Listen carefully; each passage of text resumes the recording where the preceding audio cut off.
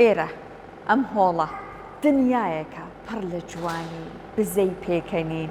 و ئەم منداڵانە ئەم کچە جوانانە بە هەنگاوە بچووکەکانیان خەریکن لەگەڵ دنیایەک ئاشنا ئەبن کە پێی ئەوترێت دنیای جوانی سەمای بالێ.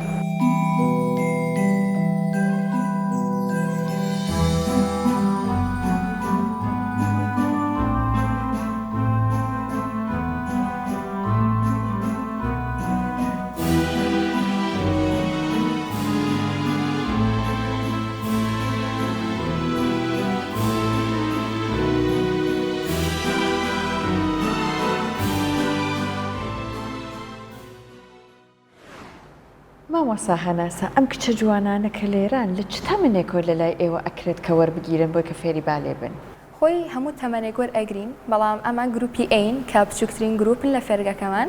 ئەمان لە 4 ساڵەوە تیانە هەتاوەکو 6 ساڵ. خۆی ئێمە عادەتەن لە 5 ساڵیەوە وەرئەگرین تەلەبە وەرئەگرین،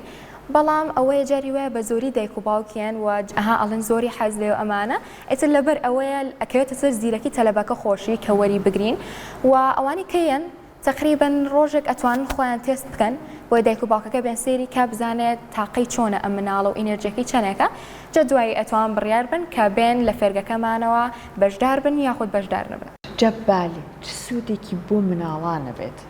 خۆی بالێ سوودی زۆرە بێجگە لەوەی کە سەمایەکە و ئەتوانی تۆ یعنی پیشانی خەڵکی بێ، ئەمە ئەتوانی چەند قسەیە کە بە جەستە دەرببڕێ،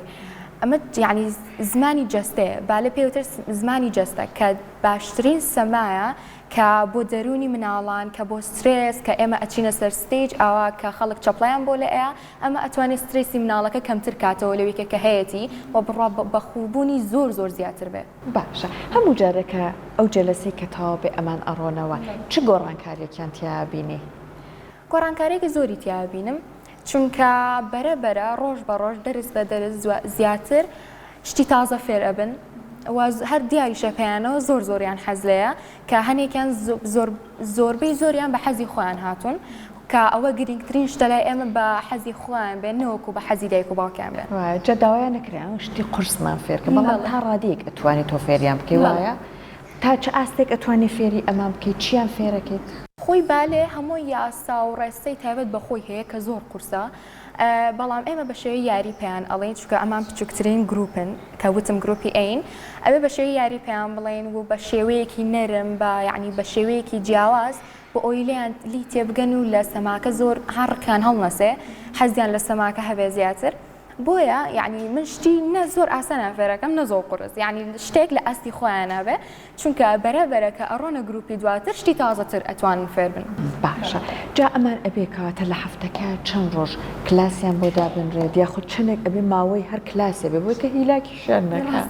لە هەفتەیەکە ئەمان 3 ڕۆژ کلاسیان هەیە و هەر کلاسی و سەعات و نیوەکە و ئەمان خۆیان ڕێستیشیان هەیە بۆی ئیسراحەتێ بکەن و دوای دەستکەینەوە بە دەرس و هەستەکەم زۆریشان حەز لەیە لەبەر ئەوەیە یعنی ئەها هەموو ڕۆژەیەن و زۆری حەز لێیانە و اینجا ئەتوانین تەمرینی زۆر زیاتریش بێن لەگەڵ منە. باشە جا ئەمان هاتن چەند جوڵێکت پێکردن لە شیانگەرم بوو پشوەکەشیان وەرگرتووە لە پشوەکەش ئەپەما بە خواردنێکی بچووکە خۆن وایە میوەیە گیان پارچێک بسکویتی بچووک دوای ئێستا هاتوونەتە ئێرە بڕۆن جوڵەکان بەیەکۆ دەست پێکەن تا چەند من بەس بینەرتانە بێ باڕێن دەست پێ.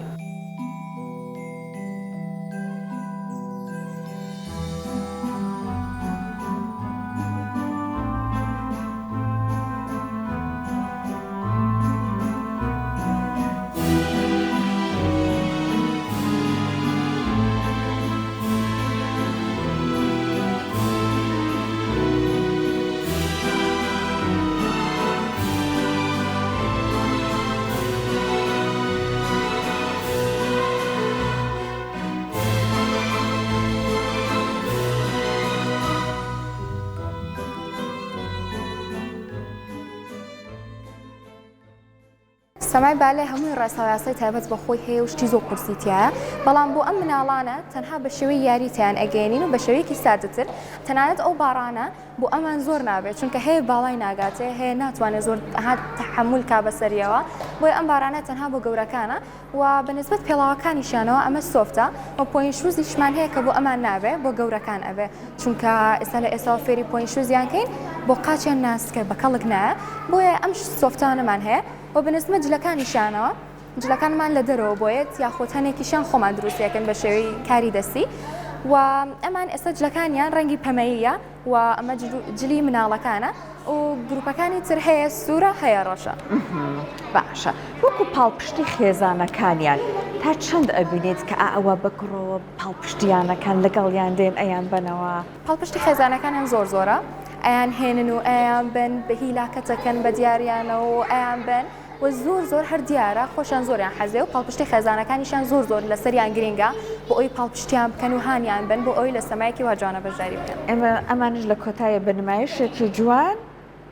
دەستخۆشیان لێکەنەوە زۆر باشە.